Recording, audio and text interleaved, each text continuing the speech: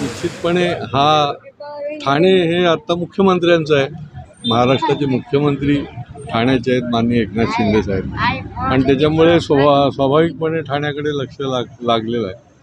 आज सकाळपासूनच मतदानाच्या या उत्सवामध्ये, लोकशाहीच्या उत्सवामध्ये मोठ्या प्रमाणात या ठिकाणी नागरिक आणि जागरूक मतदार सामील झाले. खूप समाधान वाटतं. ठाणेकर हा जागरूक आणि खूप सुज्ञ आहे आणि त्याच्यामुळे वेळोवेळी त्यांनी निरनिराळ्या निवडणुकांमध्ये विकासाला मतदान दिलेलं आहे. बाकी कुठलेही नरेटिव्हजना त्यांनी मतदान केलेलं नाही आहे आणि त्याच्यामुळे त्यांना हेही जाणीव आहे की केंद्रामध्ये विश्वगुरू नरेंद्र मोदीजींचं सरकार आहे.